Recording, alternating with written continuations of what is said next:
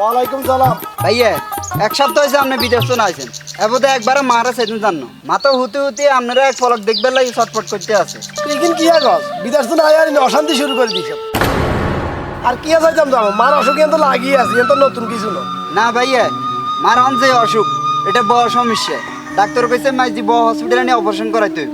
ভাই আর হাত হুরা খালি আমি গাই গিরিস্তি জিগিং করতাম, আমি বেগিন কট দিক আর সব শেষ দিয়ে লাইছি। ওন আপনি যদি কিছু টিয়া দেন তাহলে মার অপারেশন করতে মার। শুধু টিয়া টিয়া করস, আত্মীয় স্বজন বেগুনে টিয়া চাই কিছু বুঝে না। তোরা টিয়া লাই আঙুলের সম্পর্ক রাখস। ধর এর টিয়া চাই যা করা কর কই।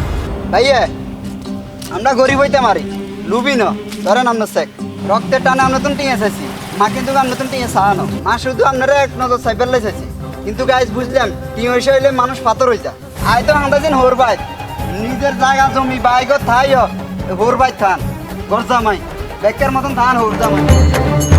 যা যা যা আমি ওর বাড়িতে ভালো আছে। বড় মামা নেটিয়া জানো কি লাই নানি ওষুধ লাই। আরে মামা তুই ছোট মানুষ, তুই বুঝি নয়।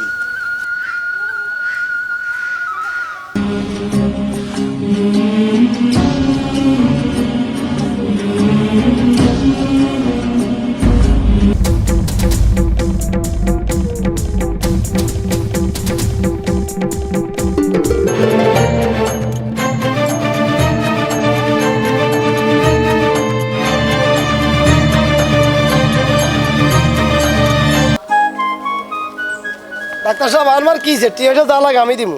আপনি শান্ত হন, টাকা দিয়ে সবকিছু সমাধান হয় না। আপনার মার অবস্থা খুব খারাপ ছিল, ও নেগেটিভ রক্তের প্রয়োজন ছিল, আমাদের হসপিটালে রক্ত ছিল না। ডাক্তার সাহেব যত টাকা লাগে আমি দিমু, আপনি রক্তের ব্যবস্থা করেন ডাক্তার সাহেব। অনেক সময় টাকা থাকলেও রক্ত পাওয়া যায় না।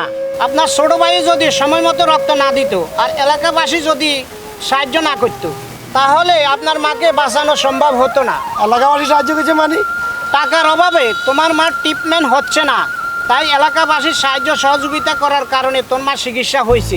এই ঋণ তুমি তোমার টাকা দিয়ে শোধ করতে পারবে না। ডাক্তার সাহেব আমার এত টাকা পয়সা দেখতে আমার টাকা আমার মার কাজে আসলো না। ভাই তুই আর ভাই আপনি কান্দিয়েন না, মা ভালো আছে। ওই মাল্লা খালি দোয়া করি আর মা দেখতে খুশি হয়ে যাবো, তাহলে মারা চাই আয়। সময় থাকতে মা বাবার কদর করুন, রাগীর চেয়ে এই সম্পর্ককে বড় করে দেখুন। আর এমন মানবিক সমাজ গড়ে উঠুক দেশের প্রতিটি জেলা ও প্রতিটি এলাকায়।